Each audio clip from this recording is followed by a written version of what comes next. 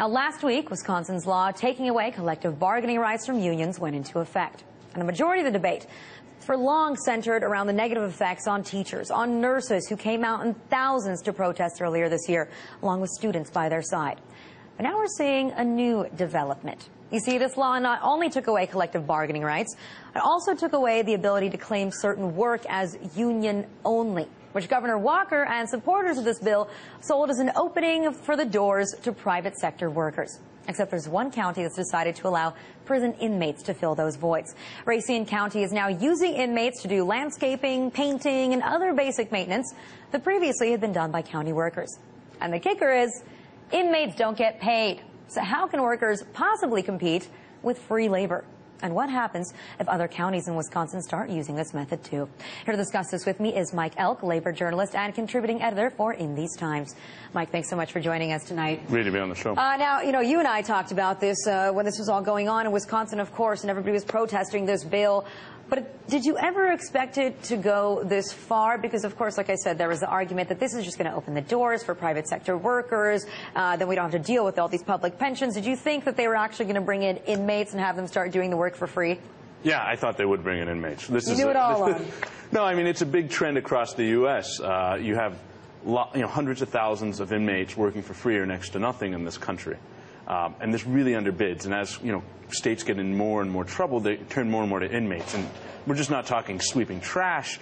You have inmates now being trained for underwater welding on state projects. You have, for example, all the electronic cables for guided missiles in this country are almost all made by prison labor, as is almost all the bulletproof vests. And they're paid, next to nothing in most of these situations. The thing is, how do you come to terms with that, right? Because I think that on one hand, people would probably support the idea that the prison inmates can work off some of their time. I think that there are a lot of people that would be behind that. But then when does it become exploitation when they're doing this work for basically next to nothing?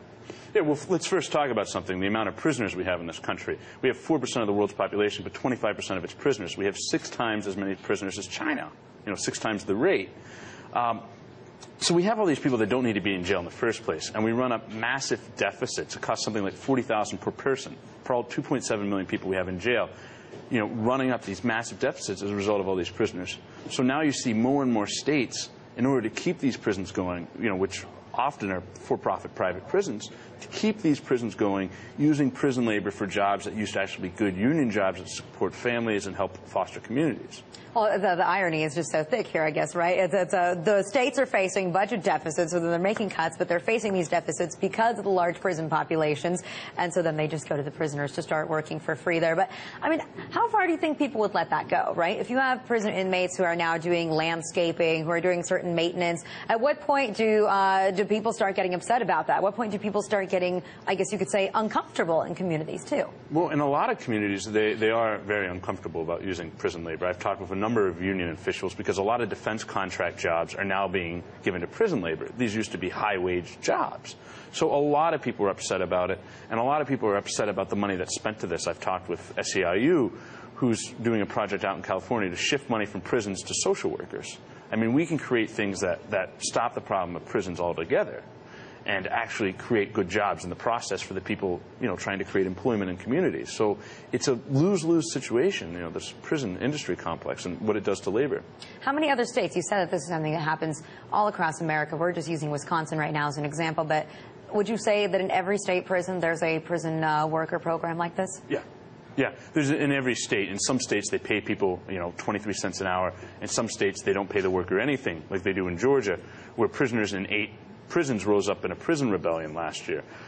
So it's going on across the nation. If you look just at manufacturing, there's 170,000 prisoners working in manufacturing in prisons in this country, making everything from office chairs to guided missile parts to the solar panels at the U.S. State Department.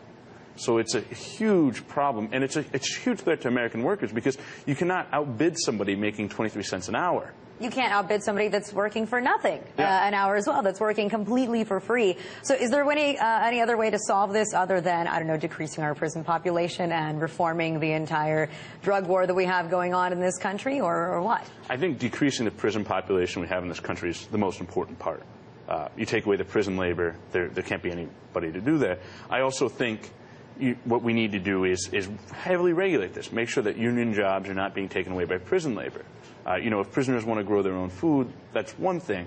But make sure that these jobs aren't being taken away. And I also think it gets back to smart investments, keeping people out of prison in the first place. Now, since this law has taken effect, like I said at first, so much of what we heard about was that it was going to affect teachers, that it was going to affect nurses in the state too. How have they been affected if it only if it only became law last week so far? What's gone on?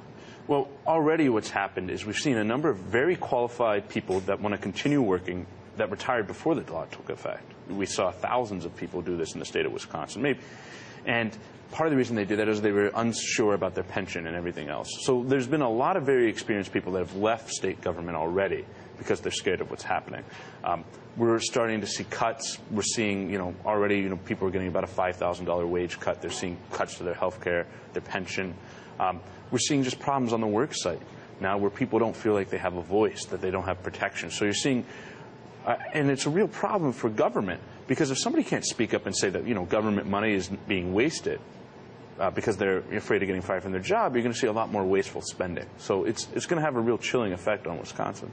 Well, that's something, that's also across the board. You can factor into Obama's entire war on whistleblowers. And, of course, you're always going to be afraid of something like that. But, I also think that the fact that states across the country are laying off so many state employees is something that never gets brought up when we talk about these jobs numbers that come out every single month, right? Today, the jobs numbers were leaked for the month of June, and everybody was ecstatic because they were 2 or 3 times better. There was over 150,000 jobs created in the private sector. But how many jobs have been lost in the public sector over the last few months?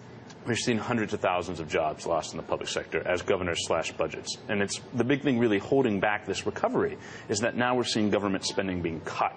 So at the time when, government should be the backbone, the foundation of good economic recovery, it's slowing this great growth we've had in private sector jobs. So this is a real problem. And you're not seeing real solutions. We could be taxing the rich. We could be putting tax on millionaires.